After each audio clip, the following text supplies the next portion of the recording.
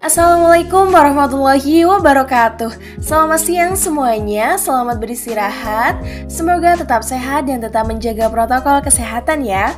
Kembali lagi dengan saya, penyiar favorit kalian di jaringan itu sih. Kali ini kita akan ngobrol dengan ibu psikologi langsung yang sudah siap untuk kita ajak bincang-bincang. Halo ibu, selamat siang. Siang. Baik, Bu, kita mulai saja bincang-bincang siang ini ya. Jadi begini Bu, kenapa ya terkadang seorang anak itu memiliki childhood trauma atau trauma masa kecil? Oke, jadi begini Mbak. Seorang anak itu biasanya di masa dia belum mengerti bagaimana cara mengelola emosinya. Namun, ada keadaan yang terus menekan anak tersebut. Terkadang juga orang tua melahirkan anak atas dasar tidak kesiapan. Sehingga saat mendidik anak kebanyakan menggunakan cara yang salah dan keegoisan orang tua terdampak pada anaknya. Mbak sendiri sudah mempunyai anak belum? Kebetulan saya belum memiliki seorang anak, Bu. Nah, maka dari itu calon orang tua harus belajar mengenai bagaimana cara merawat dan mendidik anak. Oh, jadi ada ya Bu, kursus untuk persiapan mendidik anak? Ada, namanya bidang parenting. Di situ, para pemuda dibimbing untuk menjadi orang tua yang baik untuk anaknya. Nah, untuk Mbak sendiri, apakah sudah mengetahui bagaimana cara mendidik anak? Untuk saya sendiri baru tahu beberapa Bu, seperti halnya jika anak menangis jangan langsung dihakimi untuk berhenti. Lebih baik tanya dulu apa penyebabnya. Ketika orang tua lelah dengan pekerjaannya seharusnya anak bukan untuk pelampiasan, melainkan anak harus didengar ceritanya tentang bagaimana harinya dan lain-lain. Saya baru paham begitu Bu. Ada satu hal yang sepele tapi berefek besar. Namun sayangnya banyak orang tua yang tidak menyadari hal tersebut, seperti membandingkan anaknya dengan anak-anak yang lain.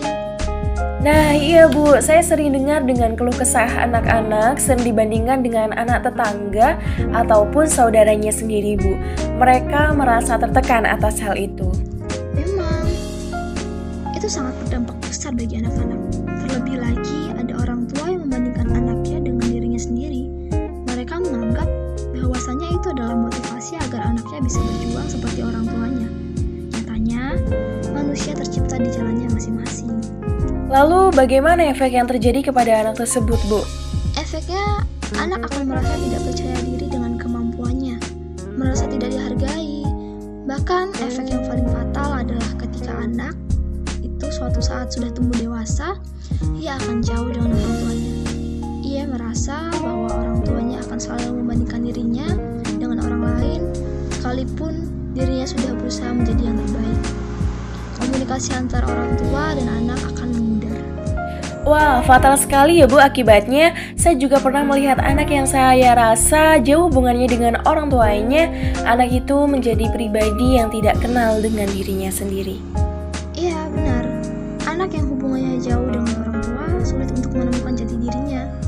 Karena biasanya anak akan menemukan jati dirinya dibantu dengan bimbingan orang tua.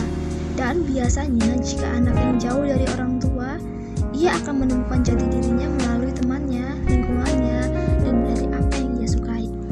Wah, begitu menarik nih pemirsa. Ternyata untuk merawat seorang anak itu bukan hanya tentang bagaimana kesehatan fisiknya, tapi kita perlu tanggung jawab yang penuh. Sebenarnya saya masih ingin ngobrol banyak nih sama ibu, tapi sayangnya kita telah sampai di penghujung waktu. Mungkin ada pesan untuk orang tua atau calon orang tua yang sedang mendengarkan podcast ini, Bu? Untuk calon orang tua dan orang tua di sana, anak adalah titipan Tuhan yang perlu dijaga. Tidak dapat dipungkiri bahwa anak tidak akan lahir kalau bukan perbuatan dari kita. Maka daripada itu, orang tua harus berperan penuh dan menemani sampai dewasa. Ketika dewasa kelak, anaklah yang akan menemani kalian di masa tua nanti.